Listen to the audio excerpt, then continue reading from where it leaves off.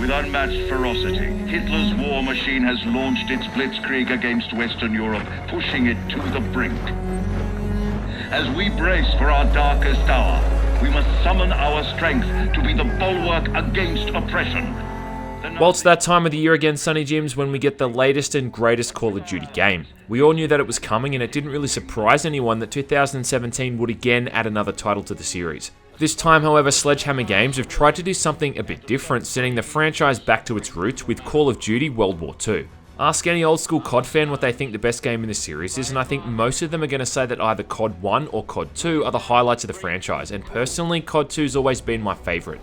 Like practically every Call of Duty before it, Call of Duty World War II is again broken up largely between the single player campaign, which will take you roughly 6 to 8 hours to complete, and the multiplayer portion, comprised of both your standard game modes and the fan favourite Zombies mode, which seems to get worse and worse with each new installment.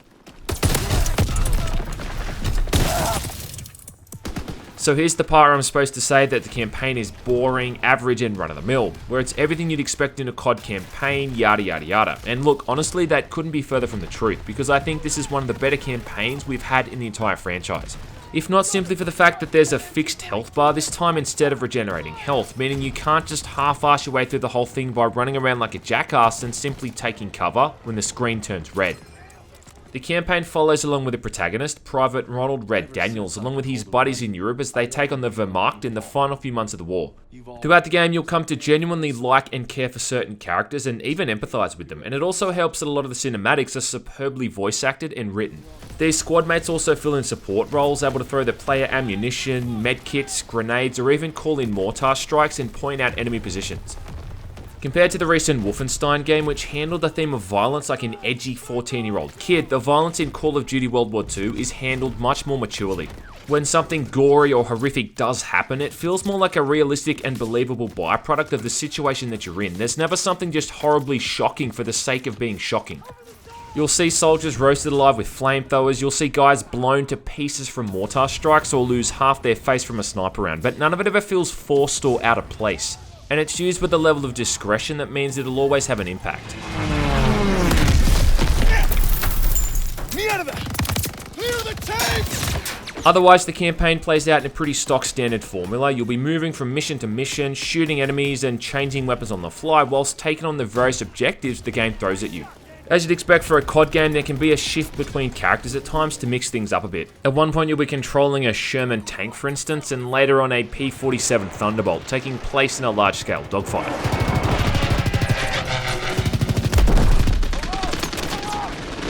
One of the best missions in the game has you playing as a French resistance member sneaking into a German base to meet with an undercover contact. That feels like it's been ripped straight out of Medal of Honor Underground, and it's easily one of the highlights of the entire campaign. Not only does it introduce a surprisingly simple but effective stealth mechanic, but it also manages to be tense and suspenseful with a suitably explosive ending that coincides with the liberation of Paris from the German occupation. I'd say it's almost worth playing the campaign for this mission alone. I also love how they had the balls to open the campaign with the D-Day mission, where you'll probably die a half a dozen times, if not more, before you even make your way up the beach. And let me tell you, we sure have come a long way from that D-Day mission in Medal of Honor Allied Assault.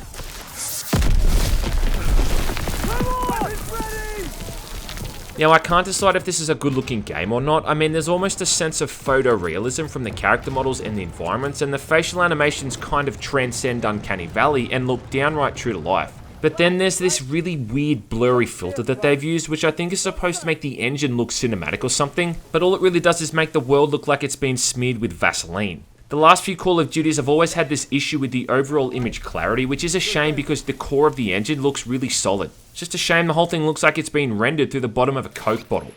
Like every PC release we've had in recent years, there's also people online claiming the whole thing is really unoptimized, and it's always hard for me to weigh in on this because I do have a pretty powerful PC.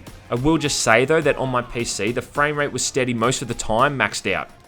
A lot of the criticism has also been aimed at the lack of historical accuracy for certain things, like how certain weapons are showing up that shouldn't have been available at that place or time during the war. Now look, I don't really have all that much of a problem with this, but I can understand how it ruins the immersion for some people. So I'll just say if coming across a Russian submachine gun on the beaches of Normandy is going to trigger you, well, consider this your warning. Overall, I really consider this to be a really solid campaign. Playing through it on the hard and difficulty was just the right amount of challenge, save for a few sections here and there that felt a bit cheap, but mostly it was really engrossing. But the multiplayer is of course where everything usually goes to shit, and it's where most of the hate from the playbase is aimed at, and COD World War II is not going to be an exception to that rule. And like every Call of Duty game since Modern Warfare 1, if you've played the multiplayer mode before, then you're going to know exactly what you're in for.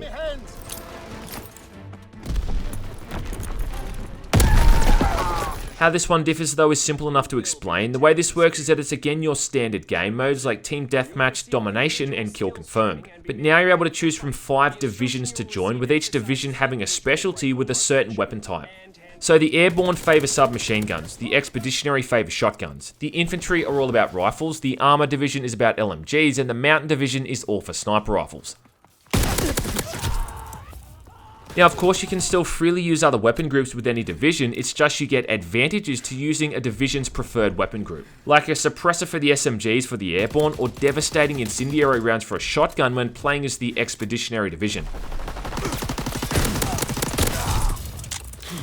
They seem to be hinting at the start that you're kinda locking yourself into a division for the foreseeable future, which isn't quite true. You can unlock the other divisions with an unlock token pretty easily and quickly if the one you've gone with off the bat isn't the one you're after.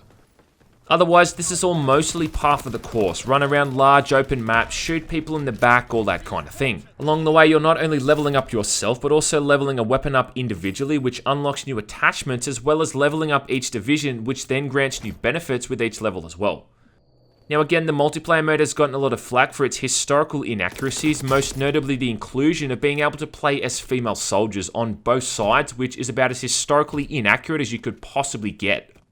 Again, to be honest, I don't have an issue with this all that much, mostly because the gender you play as doesn't really change anything gameplay-wise, and also because it doesn't occur in the single-player mode, so that aspect of historical accuracy has remained intact.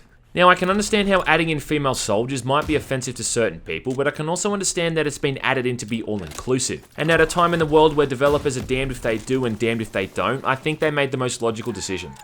I mean, let's be honest though, guys, the multiplayer mode of the COD games has never been one that strived for realism. This is a series where you can run at full speed with submachine guns in each hand and still fire with half-decent accuracy, or how you've got this magical, omniscient radar that can see enemy locations on the map. I guess my point is, if your reason for hating on the multiplayer is this reason alone, then either play a game that's more realistic and true to history, or find something else worth complaining about. Like how they've still found a way to include all of the COD hallmarks like reflex or ACOG sights for weapons, as well as what is basically the return of the UAV kill streak. All of which feel extremely out of place for a game set during this time period. So if you want a realistic World War II shooter, well, go play something like Day of Infamy or Red Orchestra, because you're not going to find it here.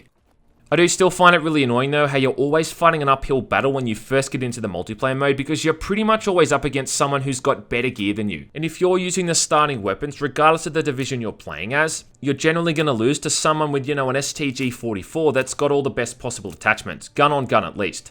I was surprised that the lag wasn't all that noticeable, if it even existed at all, and I don't think I saw any cheaters online either, despite lots of claims to the contrary on places like the Steam forums.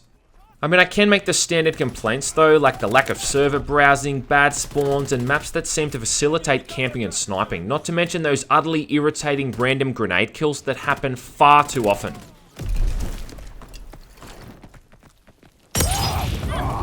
Lastly, of course, there's the zombies mode, a mode I've never been particularly fond of that just feels like it's been thrown in now because it kinda has to be. In zombies, you play with 4 other people and have to complete confusing and unclear objectives, all whilst collecting a resource called Jolt from killing zombies, and either buying new weapons or unlocking new areas of each map. Now look, zombies is fun initially, but the difficulty just ramps up really quickly, with even the basic zombies having a ridiculous amount of health points, and tougher and stronger zombie variants being added to the mix. The zombies mode has never done a good job of explaining what the hell you're supposed to be doing in these objective-based maps, and unless you've already played and finished each map with someone else who knows what they're doing, well, chances are you're going to get stuck pretty quickly.